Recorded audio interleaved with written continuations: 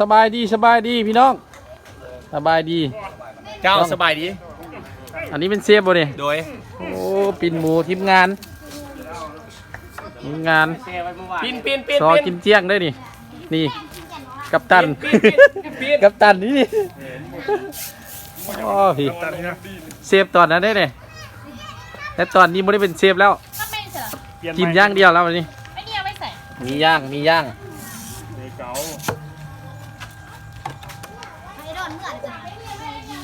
เอาเบิ้งได้แม่ผมมาได้ทีมงานสอกินเจียงได้นี่เด้อทรงห่าวประหารเนี่ยเนาะ7 โลวันนี้ก็10 โลนี่นะหมูนี่นะหัวหน้ามืดอะไรยังไงกินจนเยอะมาเด้อพี่น้องทีมงานซอกินแล้วเกี้ยงไงยังตัวงามตัวบักใหญ่พวกนี้นะ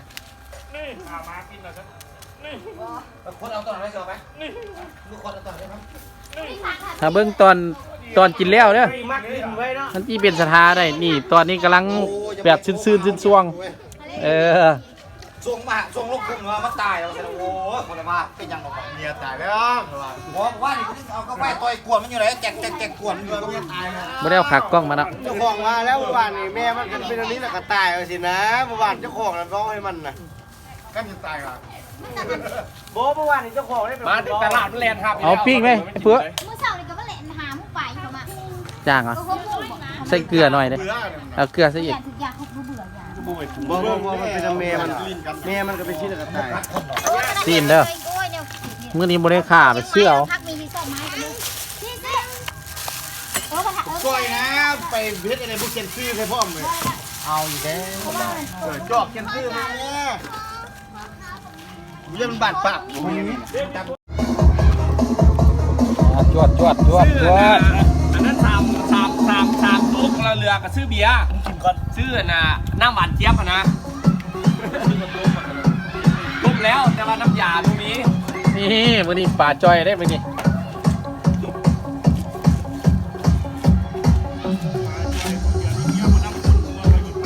โทรบอกผมไปแม่เอาเบียร์ให้นักกินนะครับโอ้ของแท้นี่ลงยันนี่อ๋อมันแพงกว่าเขาวันแทงมาเข้าจวดโอ้เกือบไม่ไฟมันจ้อยได้ตัวดำๆเห็นไหมมันคือดำเลยนะพาคือดำตายแหละดำมันก็เป็นผู้พี่ก็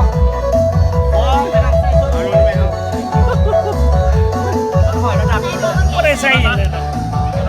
ตัวเลขนะไม่ได้ใส่อย่างเลยครับนี่นะเลือกเท่าไหร่ตัวนี้มันคือมีแสนใส่เลยรอบทั้งหมดกูแล้วว่าใส่สองพันได้โอ้จะไม่ได้เอือบเลยไม่ได้เอือบเลยนะอันนั้นออกตัวนั้นใส่ใส่ชุดหอยแต่ว่าคนละยานะพอจีใส่ก๊อกเอาดีแน่เลยพี่ไปเอาตัวนั้นพี่จะเศร้าเนี่ย3 แก๊สเอามาแก๊สนึงมาเอาเบียร์มาอีก2 แก๊สเอาเบียร์น้ำของให้พี่นะ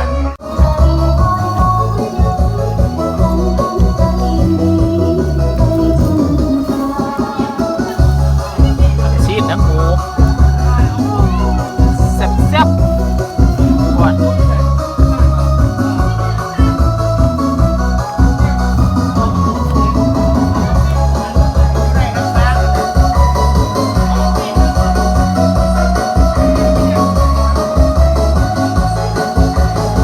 กลับบ้านกินครับทางพี่น้องทางเมียเนาะกับได้อ้ายแล้วตำรวจอร่อย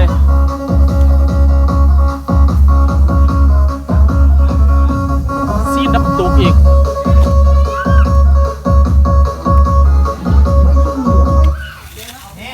เข้าหัวเลยนะเพื่อเข้าหัวเลยนะ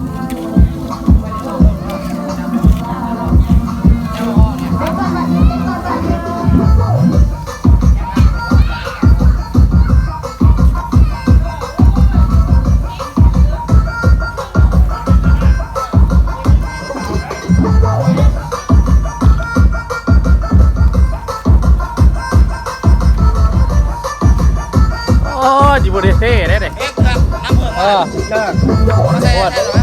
ล้วเอานุ่มเอาละจังมาเลยต้องจองไม่ดีเนาะ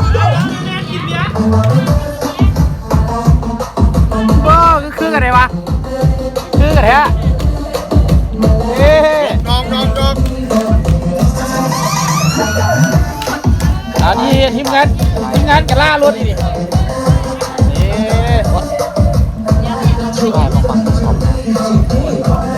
บอลเช็ดเสื้อ เนี่ยเลยกับเรื่องตัวนั้นเลย ได้จังหวะ ได้ เอานั่งเป่าดิเอามาได้ใส่มาดิโอ้ทั้งมีโกดทั้งมีเนื้อข้างลาย ไม่ขาดหรอก เอาเต้นก่อนมาดึงเต้นก่อนมาดึงเอิ้นนะ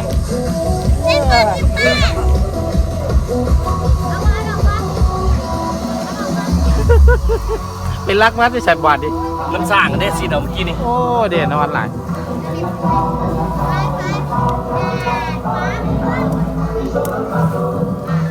ยำเจียว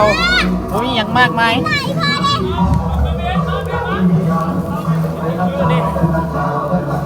สูตรเสียบเปื้อ มาได้มาเพื่อ เจ้าอ่ะ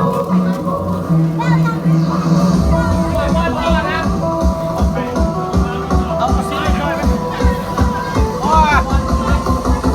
รับมือแล้วมาเนี่ย อ้าวขอโทษขออภัยเด้อพี่น้องบางคำบางตอนเราก็สามารถเปิดเป็นคลิปเสียงให้บ่ได้เนาะเพราะว่าย่านเจอลิขสิทธิ์เนาะนี่ปิ้งหมูแด้ปิ้งซีนแด้เพิ่นว่า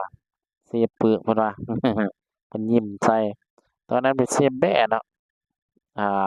ขาบวกขาแบ้เลย ตอนนี้เพิ่นว่านั่งกินได้จักมื้อแด้เพิ่นว่า ทีมงานล่ารถเพิ่นก็มาอยู่เด้อันนี้เพิ่นจานให้ว่าซั่นเออ